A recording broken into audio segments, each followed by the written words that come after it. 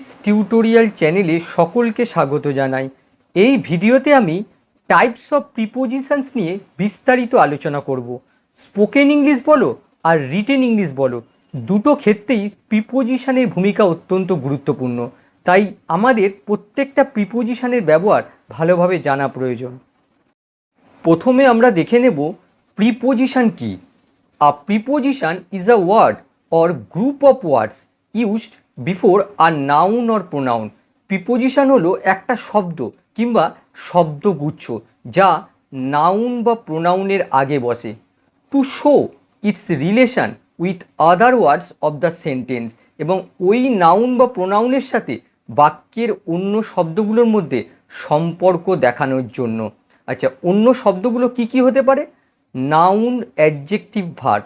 তাহলে আমরা কি বুঝলাম? প্রিপোজিশন হলো শব্দ কিংবা শব্দগুচ্ছ যা নাউন আর প্রোনাউনের আগে বসে বাক্যের অন্য শব্দগুলোর সাথে সম্পর্ক দেখায়। তাহলে দেখো, প্রিপোজিশন থাকলে তারপরে অবশ্যই নাউন কিংবা নাউনের ইকুইভ্যালেন্ট থাকবে। এবারে একটা বাক্য দেখো, the book is on the table. এই বাক্যটাকে আমি দুভাগে ভাগ করলাম। একটা ভাগে রাখলাম অন প্রিপোজিশন আর তার অবজেক্ট, আর একটা ভাগে বাক্যের বাকি অংশটা রাখলাম। এই ভাগটায় দেখো, এখানে দেখো অন প্রিপোজিশনের অবজেক্ট হচ্ছে এই টেবিল। এই টেবিল নাউনটার সঙ্গে বাক্যের অন্য অংশের এই বুক নাউনটার সম্পর্ক দেখানো হচ্ছে। এই বুক আর টেবিলের পজিশন বোঝানো হচ্ছে যে বইটা কোথায়, টেবিলের ওপর। আর এই দুটো নাউনের মধ্যে সম্পর্ক স্থাপনের কাজটা করছে এই অন প্রিপোজিশন। তাহলে একটা বিষয় লক্ষ্য করো, আমরা দেখলাম যে প্রিপোজিশন থাকলে প্রিপোজিশনের পরে নাউন থাকবে। তাহলে কি আমরা এটা ধরে নিতে পারি যে যে কোনো নাউনের আগে প্রিপোজিশন বসবে? এই বিষয়টাই আমি পরবর্তী স্লাইডে আলোচনা করতে চলেছি। এখানে দেখো, প্রিপোজিশন ছাড়া একটা বাক্য দিয়েছি আর এই বাক্যটার বাংলা নিচে লিখে দিয়েছি। এখানে লক্ষ্য করো, এখানে আমরা 5টা নাউনকে দেখতে পাচ্ছি। একটা নাউন হচ্ছে জন, আর একটা হচ্ছে ক্রিকেট, একটা হচ্ছে হিজ ফ্রেন্ডস, এটা হচ্ছে নাউন ফ্রেজ। আবার দেখো, দ্য গার্ডেন হচ্ছে noun phrase, are the morning হচ্ছে নাউন ফ্রেজ। এখানে দেখো, এখানে এই জনটা সাবজেক্ট হিসেবে ইউজ হয়েছে, আর যে নাউন সাবজেক্ট হিসেবে ইউজ হয় তার আগে কোনো প্রিপোজিশন বসে না। আবার দেখো, এখানে ক্রিকেট নাউনটা অবজেক্ট রূপে ইউজ হয়েছে, আর যে নাউন অবজেক্ট রূপে ইউজ হয় তার আগে কোনো প্রিপোজিশন বসে না। আর এই সাবজেক্ট, ভার্ব আর এই অবজেক্টের পরে প্রিপোজিশনের আধিপত্য শুরু হয়। তারপরে যদি কোনো নাউন বা নাউন ফ্রেজ থাকে তার আগে অবশ্যই প্রিপোজিশন বসাতে হবে। এরপরে দেখো, নাউন ফ্রেজ রয়েছে হিজ ফ্রেন্ড, সুতরাং এর আগে অবশ্যই প্রিপোজিশন বসাতে হবে। এখন কোন প্রিপোজিশন বসাবো? এখানে বাংলাটা লক্ষ্য করো, তার বন্ধুদের সাথে, সাথে রয়েছে, সুতরাং উইথ বসে গেল। তারপরে দেখো আরেকটা নাউন ফ্রেজ পাচ্ছি, দ্য গার্ডেন, এর আগেও প্রিপোজিশন বসাতে হবে। কোন প্রিপোজিশন বসাবো? এখানে দেখো রয়েছে বাগানে, অর্থাৎ বাগানের মধ্যে, তাহলে ইন বসে গেল। আবার দেখো আরেকটা নাউন ফ্রেজ পাচ্ছি, দ্য মর্নিং, এর আগেও প্রিপোজিশন বসাতে হবে। এখানে দেখো রয়েছে সকালে, তাহলে কি হবে? ইন প্রিপোজিশন বসে গেল। তাহলে দেখো এই বাক্যটা সম্পূর্ণ হলো। বাক্যটা কি হলো? John was playing cricket with his friends in the garden in the morning. তাহলে আমরা কি দেখলাম? যে নাউন সাবজেক্ট বা অবজেক্ট রূপে ইউজ হয় তার আগে কোনো প্রিপোজিশন বসে না, কিন্তু তারপরে সাবজেক্ট, ভার্ব, অবজেক্টের পরে যে নাউন বা নাউন ফ্রেজ আসবে তার আগে অবশ্যই প্রিপোজিশন বসাতে হবে। এবার দেখো, এখানে উইথ হচ্ছে প্রিপোজিশন আর প্রিপোজিশনের অবজেক্ট হচ্ছে হিজ ফ্রেন্ড। এই প্রিপোজিশন আর প্রিপোজিশনের অবজেক্ট মিলে প্রিপোজিশনাল ফ্রেজ তৈরি করেছে, যেটা অ্যাডভার্বের কাজ করছে। আবার দেখো, ইন দ্য গার্ডেন, এটা একটা প্রিপোজিশনাল ফ্রেজ, এটাও অ্যাডভার্বের কাজ করছে। আবার দেখো, ইন দ্য মর্নিং, এটাও প্রিপোজিশনাল ফ্রেজ, এটাও দেখো অ্যাডভার্ব বা অ্যাডভার্বিয়ালের কাজ করছে। প্রিপোজিশনগুলোর ব্যবহার জানার জন্য আমরা প্রিপোজিশনগুলোকে 5 ভাগে ভাগ করে নিতে পারি। কি কি? Prepositions of place or position, prepositions of time, prepositions of direction or movement, preposition of agent or manner, আর prepositions of cause or reason. আজকে আমরা preposition of place or position খুব ভালোভাবে শিখব। এবার দেখো, prepositions of place or position. Preposition of place or position কি? Indicate the place or position of something, কোনো কিছুর স্থান এবং অবস্থানকে ইন্ডিকেট করে। কোন কোন প্রিপোজিশন ব্যবহার করা হয়? On, at, in, over, above, around, beside, between, among, under, below, এগুলো সাধারণভাবে preposition of place or position হিসেবে ব্যবহার করা হয়। এবার আমরা দেখব প্রিপোজিশন অফ প্লেস হিসেবে অনের ব্যবহার। অন আমরা কখন ইউজ করি? কোনো কিছু পৃষ্ঠতল বা সারফেসের ওপর ছুঁয়ে থাকলে তখনই আমরা অন ব্যবহার করি। সেই সারফেসটা কেমন হবে? The surface can be horizontal হতে পারে, ভার্টিক্যাল হতে পারে, ট্যাঞ্জিবল মানে যেটাকে স্পর্শ করা যায়, আবার ইনট্যাঞ্জিবল যেটাকে স্পর্শ করা যায় না, এই ধরনের সারফেস হতে পারে। এক্সাম্পল দেখো, the mobile is on the table, মোবাইলটা টেবিলের ওপর আছে। দেখো টেবিলের সারফেসটা ছুঁয়ে রয়েছে এই মোবাইলটা, যার জন্য আমরা অন প্রিপোজিশন ব্যবহার করেছি। আর লক্ষ্য করো টেবিলের সারফেসটা হচ্ছে হরাইজেন্টাল আর ট্যাঞ্জিবল অর্থাৎ স্পর্শ করা যায়। তারপরে দেখো, hang the photo on the wall, দেওয়ালের ওপরে ফটোটা ঝোলাও। এখানে দেখো এই ওয়াল হচ্ছে ভার্টিক্যাল সারফেস, ট্যাঞ্জিবল সারফেস যাকে স্পর্শ করা যায়, আর দেওয়ালের সারফেসের ওপর ফটোটা ছুঁয়ে থাকবে, তার জন্য দেখো অন প্রিপোজিশন ব্যবহার করা হয়েছে। পরেরটা দেখো, I was looking for this topic on the internet, ইন্টারনেটে আমি এই টপিকটা খুঁজেছিলাম।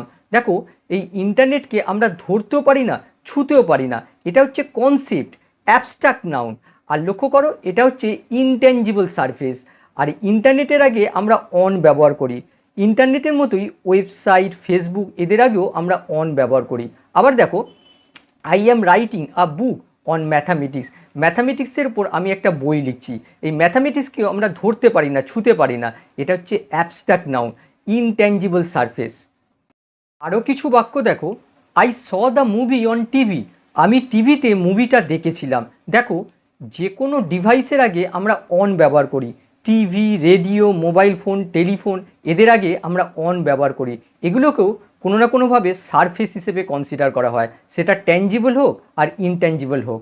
পরেরটা দেখো, put on your sweater in this cold weather, এই ঠান্ডা আবহাওয়ায় তোমার সোয়েটারটা পরো। দেখো এই পুট অন হচ্ছে ফ্রেজাল ভার্ব। দেখো সোয়েটারটার সাথে তোমার শরীরটা ছুঁয়ে রয়েছে, স্পর্শ করে রয়েছে, তার জন্য দেখো এখানে অন প্রিপোজিশন ব্যবহার করা হয়েছে। পরেরটা দেখো, she wears her ring on her first finger, একইভাবে দেখো ফিঙ্গারটা এই আংটিটা ছুঁয়ে রয়েছে, তার জন্য দেখো এই অন প্রিপোজিশন ব্যবহার করা হয়েছে। এবার দেখো প্রিপোজিশন অফ প্লেস হিসেবে অ্যাটের ব্যবহার। অ্যাট আমরা কখন ইউজ করি? নির্দিষ্ট কোনো বিন্দু বা স্থান বোঝাতে, সাধারণত অ্যাড্রেস, ইভেন্ট, ইভেন্ট মানে হচ্ছে কোনো অনুষ্ঠান, পাবলিক প্লেসেস, ইনস্টিটিউশন, এই চারটে ক্ষেত্রে আমরা এদের আগে অ্যাড ব্যবহার করে থাকি। ইনস্টিটিউশন বলতে স্কুল, কলেজ, ইউনিভার্সিটি, অফিস, বুক, টেম্পল, চার্চ, মক্স, জেনারেলি এদের আগে আমরা অ্যাড ব্যবহার করে থাকি। এবার এক্সাম্পল দেখো, there is someone at the door, এখানে দেখো ডোরের আগে অ্যাড ব্যবহার করা হয়েছে। এটা দেখো স্পেসিফিক পয়েন্ট অফ প্লেস বোঝাচ্ছে, তার জন্য দেখো তার আগে অ্যাড ব্যবহার করা হয়েছে। আবার দেখো, she lives as 19/1 college street, দেখো এটা অ্যাড্রেস বোঝাচ্ছে, এখানে দেখো তার জন্য অ্যাড ব্যবহার করা হয়েছে। এখানে যদি এই 19/1 এই কথাটা না থাকতো তাহলে কিন্তু হয়ে যেত she lives in college street, এই স্ট্রিটের জন্য তখন ইন চলে আসতো, কিন্তু যখন 19/1 এই কথাটা যোগ করা হলো তখন এই কলেজ স্ট্রিটটা স্পেসিফিক হয়ে গেল, তার জন্য তার আগে অ্যাড ব্যবহার করতে হবে। আবার দেখো, we live at 22 Mahatma Gandhi road, দেখো একইভাবে এটা অ্যাড্রেস বোঝাচ্ছে, তার জন্য দেখো তার আগে অ্যাড ব্যবহার করা হয়েছে।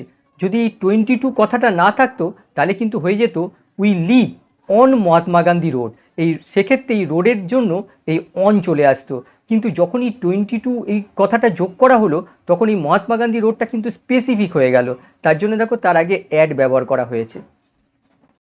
আবার দেখো, a full stop is used at the end of a sentence, দেখো সেন্টেন্সের এন্ড পয়েন্ট বোঝাচ্ছে, তার জন্য দেখো এখানে অ্যাট এলো। পরেরটা দেখো, she studying at the library, এখানে দেখো লাইব্রেরিতে আমরা কি করতে যাই? আমরা বই পড়তে যাই, তার মানে এখানে নর্মাল পারপাস বোঝাচ্ছে, কোনো অ্যাক্টিভিটি বোঝাচ্ছে, সেক্ষেত্রে লাইব্রেরির আগে এখানে অ্যাড বসানো হলো। আবার যদি এরকম বোঝাতো যে সে লাইব্রেরিতে আছে তাহলে কিন্তু সে হয়ে যেত she is in the library, তার মানে বোঝাতো she is inside the library, সেক্ষেত্রে কিন্তু কোনো অ্যাক্টিভিটি বোঝাতো না, তার জন্য সেক্ষেত্রে ইন ব্যবহার করা হতো। আবার এইটা দেখো, she is feeling cold in the library, এটা কিন্তু লাইব্রেরির নর্মাল পারপাস বোঝাচ্ছে না, এক্ষেত্রে তোমরা লাইব্রেরির আগে ইন ব্যবহার করতে পারো। তারপর দেখো he is at the office, এর অর্থ হচ্ছে হি ইজ অন ডিউটি, অর্থাৎ কোনো অ্যাক্টিভিটি বোঝাচ্ছে, তার জন্য দেখো অ্যাট এলো। তারপর একটা দেখো he is in the office, এর অর্থ হচ্ছে he is inside the office, এক্ষেত্রে কিন্তু কোনো অ্যাক্টিভিটি বোঝাচ্ছে না। তারপরে দেখো কতগুলো ফ্রেজ রয়েছে, অ্যাট দ্য শপিং মল, দেখো শপিং মল এটা পাবলিক প্লেস বোঝাচ্ছে, তার জন্য অ্যাট। আবার দেখো অ্যাট দ্য হোটেল, একইভাবে দেখো এটা public place. At the cafe, দেখো public place. At the station, bus stop, এগুলো সবই public place. At the cinema hall, public place. তারপরে দেখো অ্যাট দ্য ওয়েডিং, ওয়েডিং হচ্ছে ইভেন্ট বা কোনো অনুষ্ঠান বোঝাচ্ছে। অ্যাট দ্য পার্টি, একইভাবে দেখো এটা কোনো অনুষ্ঠান বা ইভেন্ট বোঝাচ্ছে। তারপরে দেখো অ্যাট দ্য সেমিনার, সেমিনারে আগে অ্যাট বসে। অ্যাট দ্য কনফারেন্স, তারপরে দেখো অ্যাট দ্য এন্ট্রান্স, কোনো পয়েন্ট বোঝাচ্ছে। অ্যাট দ্য কর্নার, একইভাবে কোনো পয়েন্ট বোঝাচ্ছে। আবার দেখো before small places or village, ছোট স্থান কিংবা গ্রামের ক্ষেত্রে আমরা অ্যাট ব্যবহার করি। এবার আমরা দেখব প্রিপোজিশন অফ প্লেস হিসেবে ইনের ব্যবহার। ইন আমরা কখন ইউজ করি?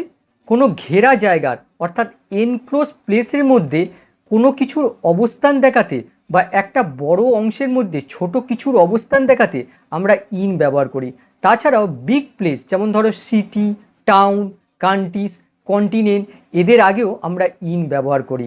এক্সাম্পল দেখো, I am in the kitchen, এর অর্থ হচ্ছে I am inside the kitchen. দেখো কিচেন হচ্ছে একটা ঘেরা জায়গা, এনক্লোজ প্লেস, আর এনক্লোজ প্লেসের মধ্যে কোনো কিছুর অবস্থান দেখাতে আমরা ইন ব্যবহার করি, তার জন্য দেখো এখানে ইন এলো। আবার দেখো two boxers are in the ring, দেখো রিং হচ্ছে এনক্লোজ বাই রোপ, দড়ি দ্বারা চারিদিকে ঘেরা থাকে, একটা ঘেরা জায়গার মধ্যে দুটো বক্সারের অবস্থান বোঝাচ্ছে, তার জন্য দেখো এখানে ইন এলো।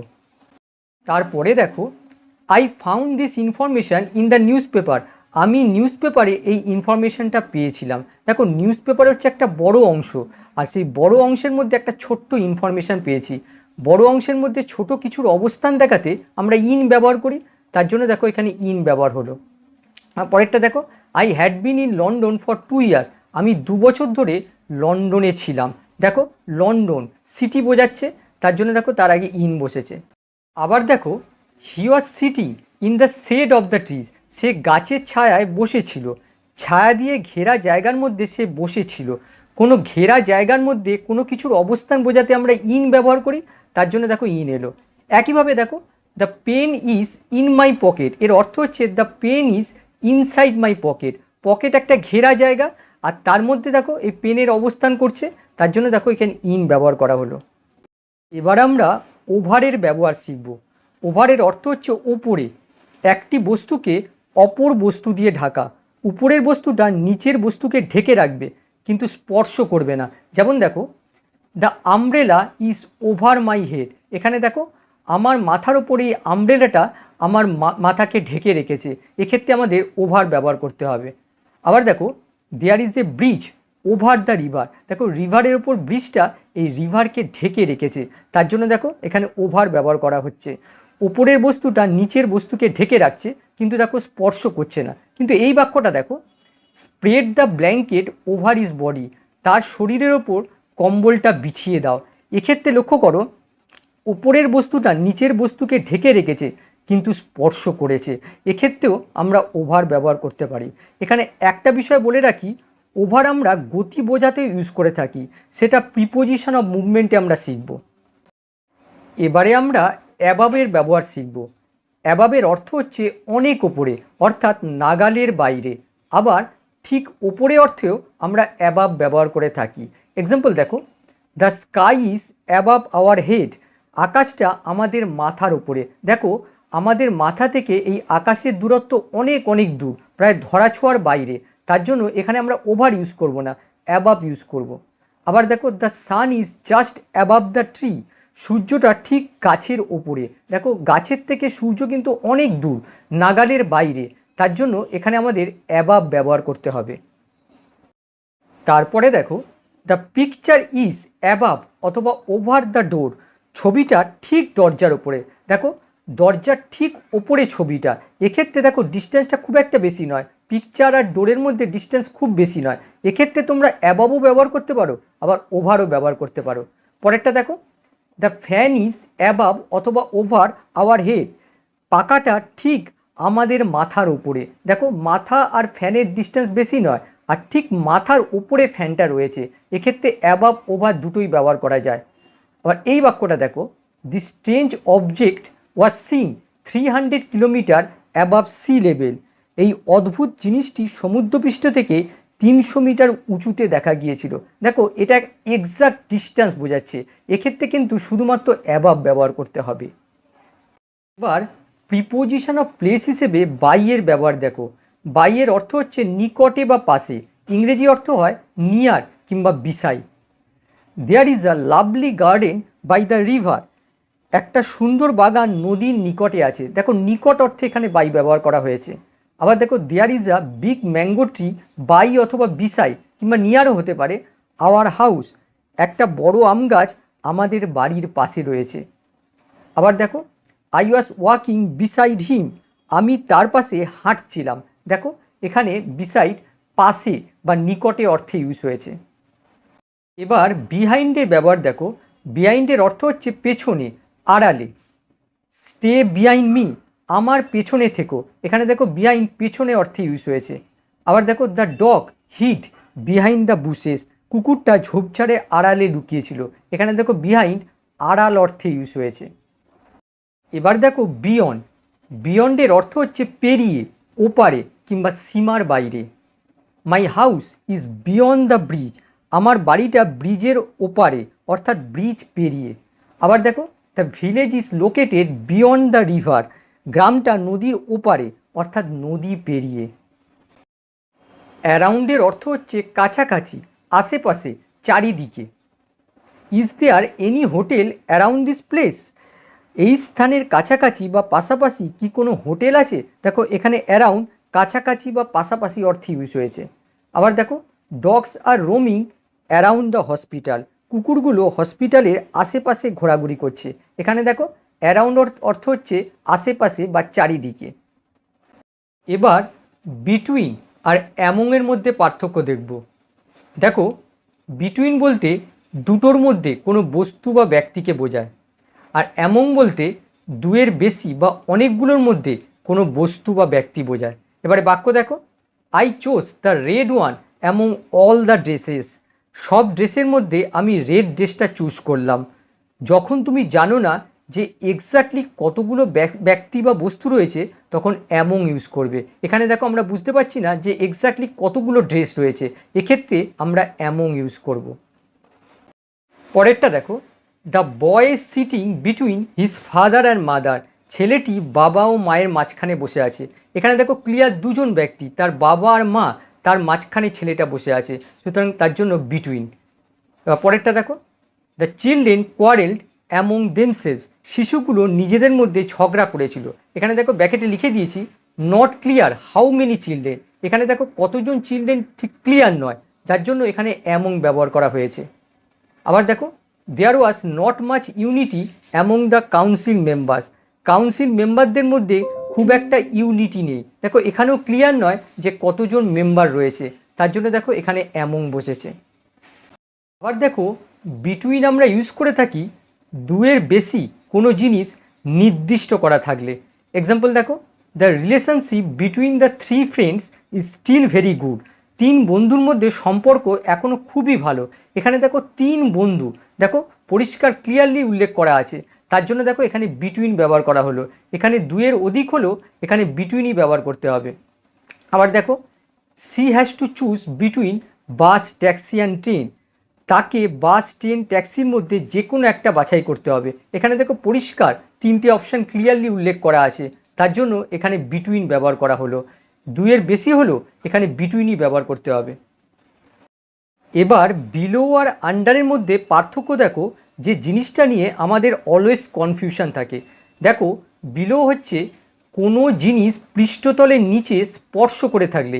অনেক ক্ষেত্রে আমরা দেখেছিলাম কোনো জিনিস পৃষ্ঠতল বা সারফেসের ওপরে স্পর্শ করে থাকলে, কিন্তু বিলোর ক্ষেত্রে পৃষ্ঠতলের নিচে স্পর্শ করে থাকলে। আর আন্ডার দেখো কোনো জিনিস পৃষ্ঠতলকে স্পর্শ না করে নিচে থাকলে। অর্থাৎ পৃষ্ঠতলকে স্পর্শ করবে না, পৃষ্ঠতলের আরও নিচে থাকবে, সেক্ষেত্রে আন্ডার ব্যবহার করতে হয়। এক্সাম্পল দেখো, আ fish is playing just below the water surface. একটা মাছ জলের পৃষ্ঠতলের নিচে খেলছে, পৃষ্ঠতলের ঠিক নিচে পৃষ্ঠতলকে ছুঁয়ে খেলছে, তার জন্য দেখো এখানে বিলো ব্যবহার করা হয়েছে। পরেরটা দেখো, the sun disappeared below the Horizon.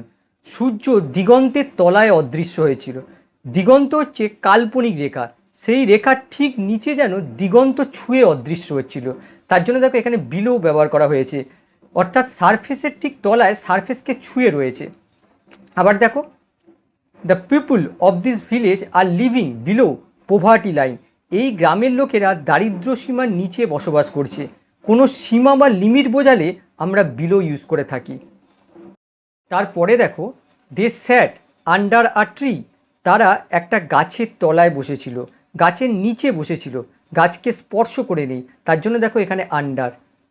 পরেরটা দেখো, he plays under the captaincy of Ricky Ponting. সে রিকি পয়েন্টিংয়ের ক্যাপ্টেন্সির অধীনে খেলে। দেখো কোনো কিছু নিয়ন্ত্রণ বা অধীন বোঝাতে আমরা আন্ডার ব্যবহার করি, বিলো ব্যবহার করি না। পরেরটা দেখো, this children are under 10 years of age. এই শিশুগুলো 10 বছরের নিচে। এখানে দেখো আন্ডারের অর্থ হচ্ছে লেস দ্যান। এবার দেখো বিনিথ।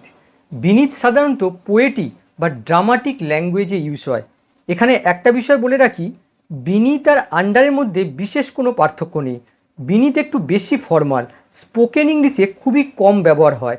এক্সাম্পল দেখো, beneath the table I could see 2 cute puppies. টেবিলের নিচে আমি দেখতে পাচ্ছি 2টো কিউট কুকুর ছানাকে। আশা করি ক্লাসটা তোমাদের ভালো লেগেছে। নেক্সট ক্লাসে প্রিপোজিশনের দ্বিতীয় পর্ব নিয়ে আসবো। বাই।